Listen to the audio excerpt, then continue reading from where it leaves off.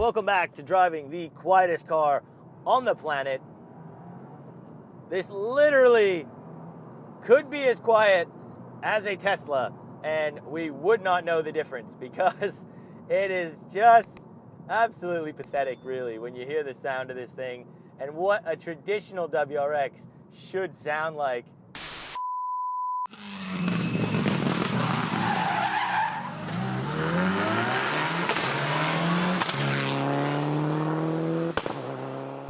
Now, some of the big things on the all-new WRX here is they've gone away with the old 2-liter EJ. So for essentially the WRX's whole life, it's always ran an EJ variant type motor.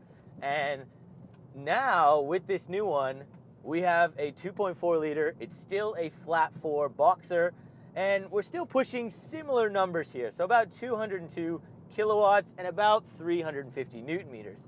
It's all-wheel drive. We do have a 6-speed manual in this particular variant we're in, and the torque split is just 50-50 all the time. There is no different modes we can chuck it into, nothing like that you would previously expect in the last gen STI.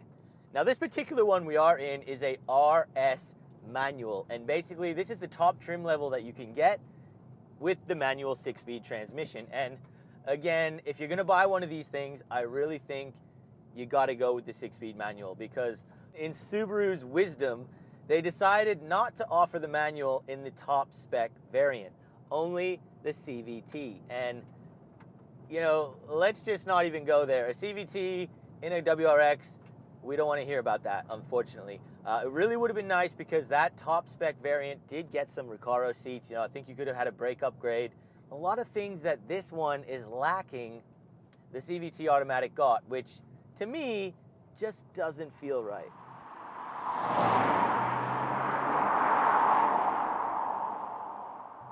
Not only that, on the outside you can see there is a design change here, and all the plating underneath this car, it's questionable. I think a lot of people don't like it, from what I've been told. I don't mind the looks of this thing. You know, it almost reminds me of the last model Civic Type R. It's aggressive, it's liney, it's boxy. I think you could have got away with it, but you just needed to offer a paint color match for that plating, because the plastic, although it's supposed to save you when you're on roads like this from, you know, your paint chipping and that, 90% of people buying this thing, I don't think will be really hardcore driving this thing off-road. You know, just the lack of certain things on this car, just to me, it's not gonna happen. But it would look better, I think, paint color matched. But leave it in the comments down below, guys. Like, what do you actually think of the look of this thing? Do you think it's pretty enough? Would you have changed something on this? You know, some adaptive suspension in this model I would be liking right now, because yeah, this road's getting a little bit rough. It is Melbourne, and as it is, it's always wet. And yeah, there are some potholes in here.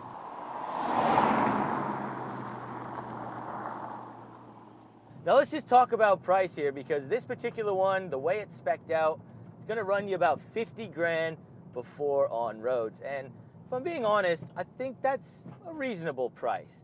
You know, this thing is gonna be competing with basically Focus ST, Golf GTI, maybe even the i30N. And the i30N is gonna be more expensive than that. So, you know, you're gonna be looking at about 60,000 before on roads for an i30N. I think the price point here is right. It's just, we're lacking a few key features here. We needed adaptive dampers, we needed some LSDs on this, we needed bigger brakes, and we needed a proper sounding exhaust, because if you look at the back, it's got quad tip, like, stainless exhaust system. This thing should sound good. It should sound like a WRX. It should sound like it has unequal length headers, which I do not believe it has anymore, because you just don't get that traditional boxer WRX rumble. And that is what made this car famous. You know, that rumble, that noise on a dirt track with the rally heritage, there's just nothing now. You know, I will say that this vehicle, it has a lot more torque now, it feels like, than the previous 2-liter. You know, obviously we've got 2.4 now, 350 Newton meters. The car weighs about 1.5 ton. It's punchy. I wouldn't say this car is ridiculously quick. You know, the WRX has always just been, in my mind, not a fast car, but it's just a peppy, nice car that you can have fun with. And this one is just like that as well, because, you know, when you hit around 3,000 RPM, you can really feel that boost come on. The turbo kind of pushes you nicely into the seat. It's nothing ridiculous, but it's still a fun car to row through the gears. And, you know, look, guys, here in 2022, almost in 2023 now, it's still fun. It's still nice to see a 6-speed manual being sold with a turbo. JDM car here, really. It just needs that noise.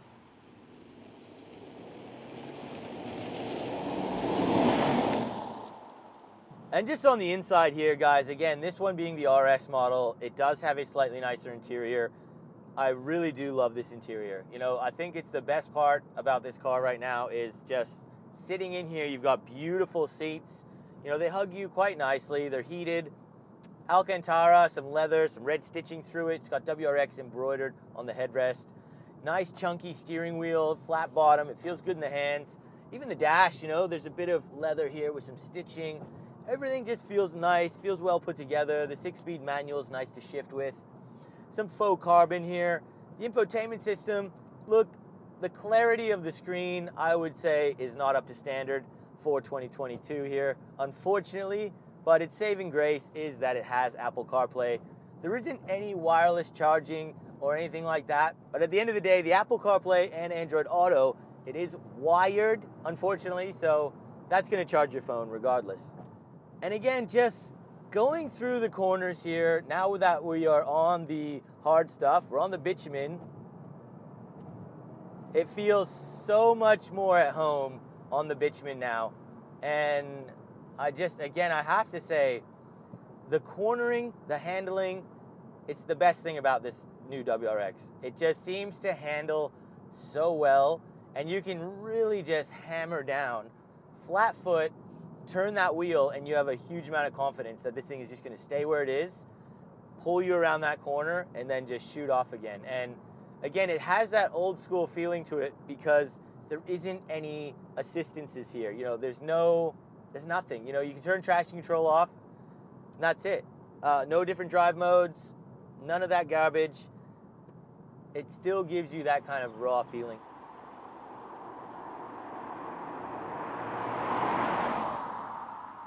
And, you know, dropping it down again, just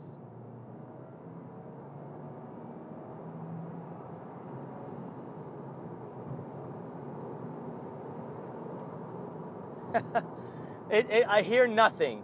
I can just hear wind noise. You know, I've just cracked the sunroof a little bit, but there literally is no noise out of this thing, even when you are just flat sticking it. And I know you can go get aftermarket setups, and, you know, you can probably make this thing sound like a WRX should quite easily. But at the end of the day, you're going to the Subaru dealership, you're paying 50 grand. You should not have to do that. It should already come with a good sound, with a good exhaust system, you know, with Brembos too. You know, we're pushing, you know, 200 kilowatt. It's not a huge number, but again, 271-ish horsepower here. It's enough to get this car moving and have fun with. Now let's talk about fuel consumption here, because again, it is dedicated all-wheel drive, 50-50 split, and yeah, you're gonna drink some fuel. You know, I think this is claimed at about 10 liters per 100 Ks, and that's actually what I have been roughly achieving. So, you know, I think that's not actually a terrible number for a car like this. You know, it's turbocharged, a flat 4 with all-wheel drive, and that's the thing, you know, people buying this thing, you're not expecting to be doing 6-7 Ks, you know, 6-7 liters per 100 Ks. You're not. You're expecting this thing to be a fun, sporty little rally car. And, you know, to some degree it is, but it just really does feel like it was kind of half done. And if only they had an STI version of this, I think it really would have been such an epic vehicle. And you know, it is a crying shame that they killed it off too early. Now, if you guys are enjoying this type of content, please make sure you hit that big red subscribe button and click the bell notification so you do get updated on all my weekly uploads. And Again, sending it into a corner here. Yeah, you have a lot of confidence, I swear. It's just the brakes. They do get hot quite easily on this, and you could not do a track day or something, I think, unless you upgraded them properly. But my goodness, it holds boost well, and it's a torquey little motor. You know, you can really feel the noticeable difference from the 2-liter EJ to this new 2.4-liter. You know, again, there's still flat 4 boxers, but this, a little bit more displacement in it now, you can feel that torque because, you know, you can stick this thing basically in 6th gear pretty much whenever you want, and as long as you're not going uphill, it's going to cruise and handle that quite nicely. And it is quite easy, you know, just to pick a gear. You know, anything from about $2.5 grand onwards, it really does just start to pull. Now, 0 to 100, guys, we are just on this back road, and we are going to attempt it. There's no launch control. Again, there's no sport mode or anything, but we're just going to see what we get. I'm going to reset the draggy. I've turned traction control off, and yeah, let's have a look. So, here we go.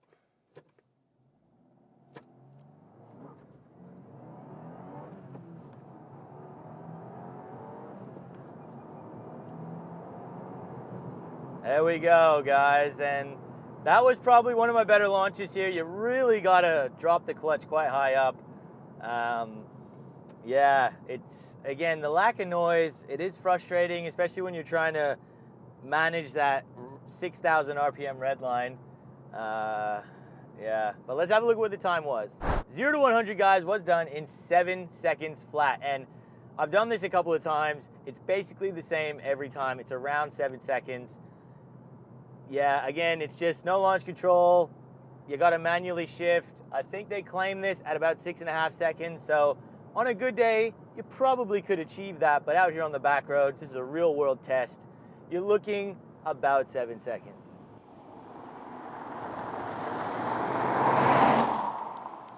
Now I'm going to finish the video off here today, guys. So look, a huge thanks to Subaru for loaning me out this all-new WRX while I've been here in Melbourne. And I got to say, again, there's a lot of good, there is some bad, but I think at the end of the day, at the price point, they've at least nailed that. And I think for 50 grand for what this one's spec'd out at, that is very reasonable. And, you know, I think if you guys are thinking about it, this is potentially, again, going to be the last WRX that's not electric even. You know, I would not put it past them. If they're going to go electric STI, probably going to have a lesser version electric WRX.